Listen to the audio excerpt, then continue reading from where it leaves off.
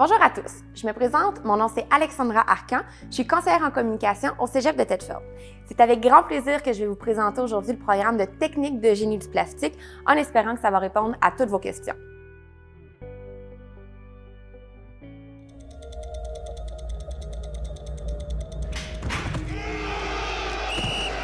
Et si vous pouviez changer la game?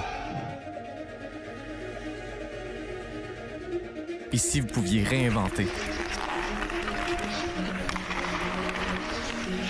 Et si vous pouviez être les meilleurs? Et si vous pouviez changer le monde?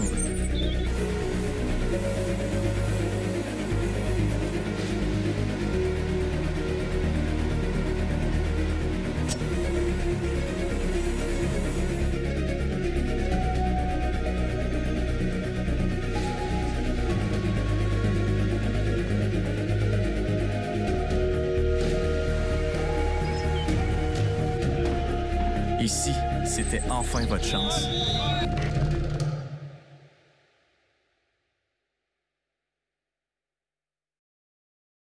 On se trouve maintenant dans le département de technique de génie du plastique. On a d'ailleurs des gens qui travaillent juste de l'autre côté sur les machines. Quand on parle de plastique ou de plasturgie, souvent les gens vont associer ça à du négatif. Ils vont avoir en tête des bouteilles d'eau, ils vont avoir en tête des plats Tupperware, des sacs de plastique qu'on veut à tout prix sortir des magasins. Mais au-delà de cette image négative-là qu'on perçoit dans la société et dans les médias, le plastique, c'est vraiment un matériau de l'avenir. Le plastique, c'est un matériau vraiment utile et dans plusieurs domaines. On va en retrouver dans le domaine médical, par exemple pour les orthèses, pour des audioprothèses, pour de la machinerie également, de l'équipement spécialisé. On va le retrouver dans le secteur de l'automobile, on va le retrouver dans le secteur de la construction. Bref, le plastique, c'est beaucoup plus que l'aspect négatif qu'on a en tête. Premièrement, le plastique, c'est un matériau très léger, donc économique au niveau du transport parce que les camions peuvent remplir plus de marchandises à la fois. Ça rouille pas comme l'acier, ça pourrit pas comme le bois et ça casse pas comme le verre. C'est également un matériau qui est recyclable. Donc, si tout le monde faisait sa part et recyclait ses matières plastiques à la maison, on retrouverait pas de bouteilles de plastique dans l'océan ou dans la nature. Ce qui donne l'image négative du plastique, c'est souvent le fait qu'il va être fait de pétrole, de gaz naturel ou encore de charbon. Ce que les gens ignorent, par contre, c'est que l'industrie se tourne de plus en plus vers la recherche de bioplastiques. C'est quoi des bioplastiques? C'est des plastiques qui vont être souvent biodégradables ou encore compostables et qui vont être faits de patates douces, de blé ou encore de maïs. D'ailleurs, ici même au Cégep de Thetford, dans nos centres de recherche, on travaille très fort pour développer des bioplastiques. Si vous n'êtes pas encore convaincu, dites-vous que si ce n'était pas du plastique, on n'aurait pas les téléphones cellulaires, on n'aurait pas les ordinateurs portables, on n'aurait pas non plus les voitures, les VTT, les motoneiges, on n'aurait pas non plus des casques de hockey ou même des patins pour aller sur la glace. Le plastique se retrouve dans une panoplie d'objets de la vie courante et sans lesquels, notre vie serait très différente. L'industrie du plastique au Québec est très importante. On est d'ailleurs le 6e pays au monde à produire le plus de plastique. Au total, on a plus de 500 entreprises en lien avec le domaine du plastique juste ici au Québec. On parle d'entreprises comme BRP, comme Cascade, comme Souci, comme Bell. Bref, l'industrie de la plasturgie est tellement large que ça vous permet de travailler dans n'importe quel domaine, peu importe votre passion. Vous soyez passionné de sport, que vous soyez passionné de loisirs, de nature, de technologie, vous allez être en mesure de trouver une entreprise ici même dans la région de Québec qui va vous permettre de mettre en pratique ce que vous avez appris dans le programme et de mettre en pratique également votre passion. En plus, il faut savoir qu'il y a une pénurie de main-d'œuvre en ce moment dans le domaine. Ça veut dire que tu vas pouvoir te trouver un emploi très facilement et un emploi avec des très bonnes conditions de salaire. En plus d'être un programme unique au Cégep de Thetford, le programme comporte plusieurs avantages. Si vous venez de l'extérieur de la région, vous allez être admissible à la bourse de mobilité interrégionale. C'est quoi la bourse de mobilité interrégionale? En fait, c'est une bourse qu'on offre à des étudiants qui viennent de l'extérieur de la région et qui s'inscrivent dans un programme qui ne sont pas offerts dans leur région.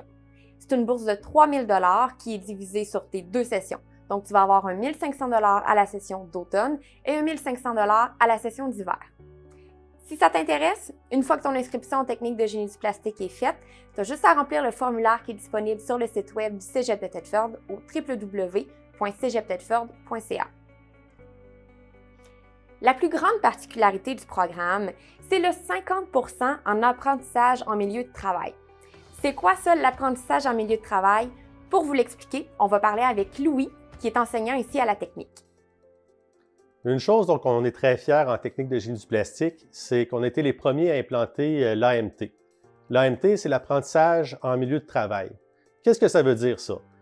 Bien, dans le fond, comparativement aux méthodes d'enseignement traditionnelles où est-ce qu'on avait des laboratoires en classe, maintenant, l'AMT fait en sorte qu'on vient sortir nos laboratoires des classes pour aller les faire en entreprise. Donc, avec la technique, on s'est associé avec certaines entreprises pour aller faire de l'enseignement chez eux, sur leur équipement, dans leur cadre de production à eux, dans leur cadre de pratique dans le domaine. Et puis, c'est quelque chose dont les étudiants apprécient énormément et grandement. Parmi les avantages que cette méthode d'enseignement-là apporte, c'est que les étudiants sont en mesure d'utiliser des appareils différents comparativement à ce qu'on a au département ici. Au département, on a 4 presses à injecter pour commencer la formation, etc.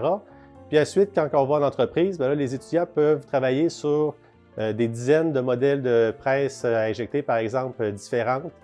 Puis ils participent aussi là, à la fabrication là, de pièces là, pour l'entreprise. Donc, quand on faisait un laboratoire en termes de technique auparavant, on faisait ces pièces-là. Et puis ensuite, ce qu'on faisait, c'est qu'on les recyclait, on les regranulait pour réutiliser par la suite. Mais ces pièces-là n'avaient pas nécessairement d'utilité là, pour monsieur, madame, tout le monde dans le quotidien. Alors que maintenant, quand on va dans les entreprises pour faire notre enseignement puis travailler sur les presses, mais les pièces qu'on fabrique dans le cadre de cet enseignement-là vont être utilisées par la compagnie pour être revendues ou utilisées dans d'autres produits. Donc, les étudiants, là, ils trouvent ça vraiment intéressant et stimulant de travailler sur des vrais projets. Fait que ça, c'est un exemple d'AMT dans le cadre des cours de production. Dans le cadre de la technique, on travaille aussi avec des entreprises dans le cadre de la R&D. Donc, encore là, on fait des projets de recherche avec certaines entreprises. Donc, on participe là, à certaines portions de ces projets-là avec eux. Et puis, on en fait aussi en conception de pièces. Donc, évidemment, dans la technique de génie du plastique, on fabrique des pièces, mais on les conçoit aussi. Donc, on les invente, on les crée. Donc, dans les dernières années, les étudiants ont travaillé sur un projet où est-ce qu'il y avait un modèle de pelle fait en plastique qui datait de plusieurs années pour la compagnie. Puis là, il était dû pour faire un nouveau moule, donc rafraîchir leur équipement. Et puis, ils nous ont approchés, puis on a réussi à faire avec eux un projet AMT de conception pour une nouvelle pelle. Puis là, bien, dans ce projet-là, ce qu'on a réussi à faire, c'est qu'on a réussi à retravailler le design de la pièce pour améliorer ses propriétés mécaniques, tout en diminuant la quantité de matière requise. Donc, on a réussi à faire en sorte de couper de 25 % la quantité de matière requise pour cette pièce-là. Donc, consommer moins de matière, donc moins de ressources naturelles. Donc, on a intégré des notions d'éco-conception à l'intérieur de ce projet-là. On a regardé aussi pour que le choix de la résine provienne d'une source qui est le plus locale possible, qui est le moins éloignée de cette usine de production-là. Donc, c'est des exemples de projets AMT que les étudiants ont la chance de faire et puis qu'ils trouvent très stimulants parce que ils voient vraiment une application là, ou un résultat qui va être concret, qui va être appliqué, qui va être utile pour les gens. Le programme se divise en 3 volets. On a un 40% conception, un 40% production et un 20% de recherche et développement. C'est ce qu'on appelle le volet conception. C'est un travail qui se fait souvent en équipe aussi. Donc, vous allez être amené tout au long de votre carrière à travailler en équipe avec des gens pour concevoir toutes sortes d'objets. Une fois qu'on a dessiné la pièce à l'ordinateur, on rentre dans le volet production. Qui dit production, dit évidemment qu'on va produire la pièce. Pour ce faire, vous allez apprendre à travailler avec toutes sortes d'équipements, entre autres des imprimantes 3D. Vous allez pouvoir apprendre à travailler avec des équipements de haute technologie qu'on va retrouver sur le marché du travail. Grâce au projet AMT, donc l'apprentissage en milieu de travail, et vos stages en alternance travail-études, vous allez vraiment pouvoir devenir des vrais professionnels dans le domaine de la production. Pour vous donner une petite idée, je vous invite à regarder une vidéo d'une entreprise que vous connaissez bien qui utilise l'impression 3D pour leurs souliers. Like us? Yeah, like you. In partnership with Adidas, we've created a midsole that shouldn't exist so that they could make a shoe that shouldn't exist. Light, super flexible, highly durable, and printed straight from liquid. A marvel of design and function, this shoe defies logic. And whether you want to make 1 or 1 million, this is true, customizable, and on-demand mass manufacturing. This is not a publicity stunt. This is a revolution. And we're just getting started. Stop prototyping. Start producing. Pour vous parler du troisième volet du programme, je nous ai trouvé un spécialiste, Steve Carrier, enseignant dans le département. Bonjour, je suis ici pour vous parler du volet recherche et développement, caractérisation. Donc ce volet-là, lui, il va être directement en lien avec les deux autres volets que vous venez d'entendre parler, c'est-à-dire production et conception. C'est quoi ça veut dire caractérisation, recherche et développement? En fait, c'est un domaine où on va beaucoup travailler dans un environnement de laboratoire. À ce moment-là, on va caractériser. Donc, quand je parle de caractérisation, je parle de mesure, mesurer des propriétés. Mesurer des propriétés, on va parler de propriétés mécaniques, propriétés thermiques, propriétés chimiques. Donc, c'est des propriétés qui sont très importantes à mesurer. Pourquoi? Parce que ça va être en lien directement avec l'utilisation de notre pièce. Si je vous parle de l'utilisation de notre pièce, ça veut dire qu'on va mesurer ces propriétés-là sur des pièces finales, donc des produits communs que vous travaillez avec tous les jours, que vous manipulez. Bien, eux, ils ont des restrictions ou ils ont des critères à répondre. Donc, en fait, quand on parle de recherche et développement, caractérisation, on va venir mesurer ces propriétés-là, voir s'ils répondent aux critères. Je dis aussi qu'on est en lien avec la conception parce qu'il va aussi y avoir de la caractérisation, donc des mesures de propriétés sur le polymère brut, donc le polymère qui va servir à fabriquer une pièce. Donc ça, c'est l'étape avant la production. Des exemples de mesures, on va parler d'essais de traction. Donc, on étire notre échantillon, des essais de flexion, on va la faire fléchir, on va casser des choses, des impacts, on va imiter des chocs. Par exemple, une pièce automobile qui recevrait un choc, une roche qui vient frapper le pare-choc. On touche à peu près à tous les domaines récréatifs, les sports, le transport, la construction. Donc, chacun de ces domaines-là a des critères propres à lui. C'est pour ça que ces tests-là, ces essais-là sont appropriés pour chacun des domaines et associés à chacun des domaines en fonction des exigences. Pour conclure, le domaine des matières plastiques, c'est très large. Donc, quand vous allez travailler au niveau de la recherche et développement, caractérisation, c'est certain que vous allez travailler avec des pièces, manipuler des pièces dans lesquelles vous avez une passion. Je peux prendre un exemple sur les sports.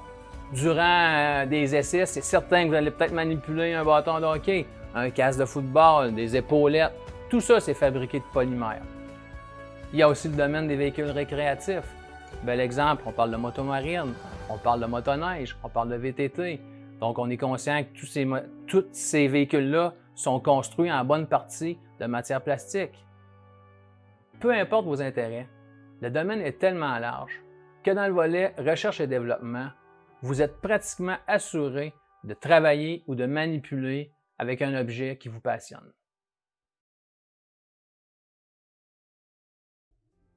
Donc, pourquoi choisir le programme Technique de génie du plastique? En fait, le programme comporte plusieurs avantages.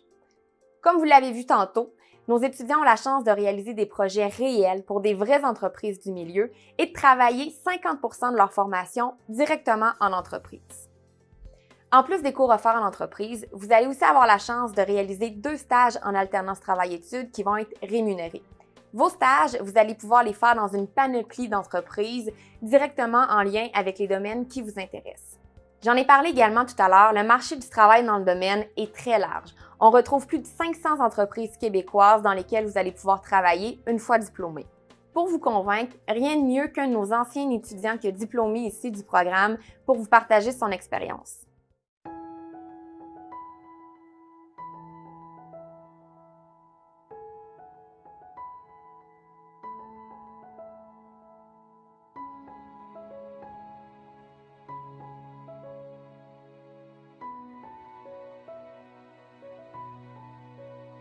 Je suis William Gray, je suis diplômé en technique de la plasturgie au Cégep de Thetford.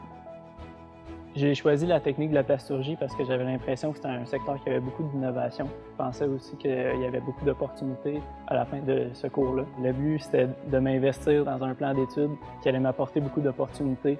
Puis en effet, là, je pense que ça a été un choix gagnant. L'AMT, c'est une approche pédagogique qui veut dire apprentissage en milieu de travail. Donc, ça nous permet de visiter différentes entreprises. On va aller rencontrer des gens qui sont dans l'industrie. Donc, ça, c'est quelque chose qui vient complémenter vraiment le contenu qu'on voit en classe. Je pense que j'ai vraiment apprécié le fait qu'on ne soit pas beaucoup dans le cours aussi. On a un apprentissage, des fois, qui va peut-être un peu plus loin dans le détail parce qu'on a le temps de poser les bonnes questions. Les enseignants sont très formés. Ça m'est jamais arrivé d'être dans l'ambiguïté si on a des difficultés dans un sujet, par exemple. Tout au long de ma technique, je me suis beaucoup investi dans la recherche et le développement. Je voulais aller chercher le côté plus innovateur de tout ce qui a trait à la plasturgie. Le CTMP, c'est vraiment parfait pour ça parce que c'est un centre de recherche en matériaux avancés. J'ai travaillé sur des projets en bioplastique, en nanocharge, donc toutes sortes de projets qui avaient trait surtout aux sciences des matériaux. J'ai vraiment apprécié ça, puis ça m'a permis d'approfondir chacune des connaissances que j'avais reçues dans les cours théoriques qui font partie du DEC. L'exposition, ça a été une belle expérience pour moi. À cet événement-là, j'ai été présenté justement un des projets que j'avais avec le CTMP. C'était un projet de recherche sur des biocomposites. J'ai remporté la finale locale. J'ai également remporté la finale régionale. Donc, j'ai été présenté jusqu'en France là, pour la finale internationale. Aujourd'hui, j'ai 21 ans. Je suis coordonnateur en plasturgie pour ExoWest, une compagnie qui se spécialise dans la fabrication de pièces pour les automobiles. Mon rôle, c'est de voir à gérer des projets qui sont très innovateurs dans le secteur de l'impression 3D. Donc, c'est surtout de voir quelles technologies sont disponibles sur le marché, puis de voir comment on peut les introduire au marché de l'automobile. En parallèle avec ça, j'ai commencé mes études à l'université, donc je suis étudiant au premier cycle à l'Université de Sherbrooke, au baccalauréat en physique. Je compte bien prendre une concentration en matériaux et nanotechnologie pour venir appuyer ma formation en plasturgie. Si j'avais à donner un conseil aux futurs étudiants qui vont passer par la technique en plasturgie, je leur dirais surtout de ne pas lâcher, là, parce que malgré que c'est une technique qui a beaucoup de contenu, on se rend compte rapidement que les efforts investis vont porter fruit là, à très court terme.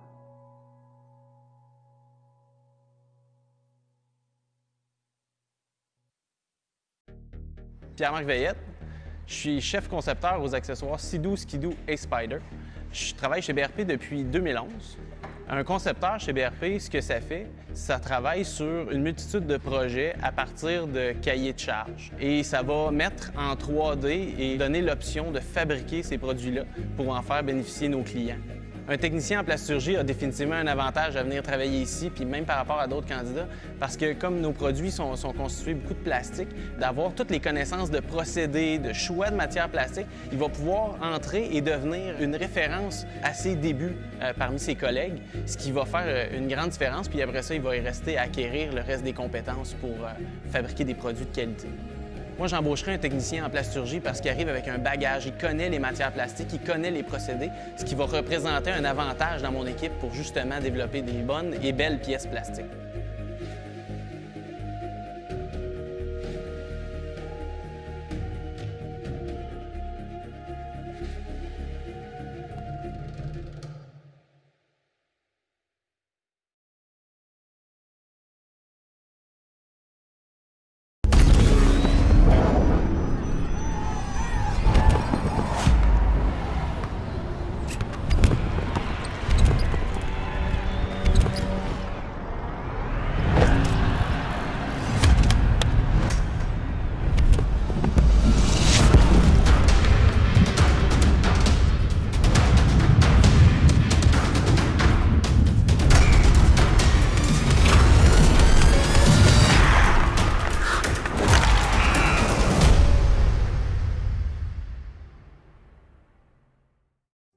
Au Cégep de Thetford, peu importe tes passions, tu vas être capable de trouver une activité parfaite pour toi. On est un cégep très sportif. On a 4 équipes de niveau élite, basketball, football, hockey et e-sport. On a aussi plein d'autres équipes auxquelles tu vas pouvoir te joindre, dont le cheerleading, la natation, le cross-country, le volleyball, le badminton. Bref, il y en a vraiment pour tous les goûts. Si tu es plus du genre socioculturel, on a tout plein d'activités aussi qui vont être parfaites pour toi. On a une troupe de théâtre, une troupe de danse, une troupe d'impro, un comité de design de mode, on a l'association générale étudiante. Bref, c'est pas les options qui manquent. On a aussi un nouveau programme unique au Cégep de Thetford qui est le programme de musique-études. Si tu es passionné de musique, que tu joues d'un instrument, peu importe lequel, tu vas pouvoir intégrer l'équipe de musique-études, être suivi par des coachs professionnels, avoir des séances d'entraînement de groupe et des séances d'entraînement individuelles. Et tu vas aussi avoir la chance de participer à toutes sortes d'événements pour mettre en scène ton talent. Depuis l'année passée, nos étudiants passionnés de jeux vidéo ont la chance de pouvoir intégrer l'équipe des filons e-sport. À Thetford, on a décidé d'intégrer le e-sport avec les sports, donc nos équipes sportives des filons, plutôt que de l'associer au socioculturel comme on peut voir ailleurs. Ce que ça veut dire concrètement pour nos joueurs, ça veut dire qu'ils vont être encadrés de la meilleure des façons, au même titre que nos étudiants qui sont dans le programme de football ou dans le programme de hockey le sont. Ils vont avoir accès à des nutritionnistes, des psychologues sportifs, à des séances d'entraînement obligatoires en salle de conditionnement physique et à des séances d'entraînement évidemment de jeux vidéo ici dans l'arène. On fait pas les choses à moitié à Thetford, on a décidé de construire toute une arène qui défie vraiment tous les standards qu'on peut voir ailleurs. On a de l'équipement à la fine pointe de la technologie, on a un coach qui connaît son affaire, qui est spécialiste dans le domaine, Stéphane Couture, et qui va pouvoir vous encadrer si vous voulez joindre l'équipe des filons e-sport. Si tu viens de l'extérieur de la région, tu vas pouvoir habiter dans nos résidences. Nos résidences sont situées juste à l'arrière du cégep, donc à 2 minutes le matin pour venir à tes cours. De la façon qu'ils sont faites, c'est comme des appartements en fait, avec 2 chambres, 3 chambres ou 4 chambres selon tes préférences. C'est vraiment l'idéal pour les étudiants qui viennent de l'extérieur parce que c'est là que tu vas pouvoir te faire des nouveaux amis, que tu vas pouvoir élargir ton cercle social. Les résidences sont chauffées, éclairées, tu as Internet, tu as le câble et c'est même meublé. Tout ce que tu as apporté, c'est tes effets personnels. Le coût va varier entre un 350 $ et un 380 $ par mois et ça comprend tous les frais. Donc, c'est vraiment avantageux pour nos étudiants parce que vous avez un appartement à prix modique et qui ont été rénovés en plus récemment.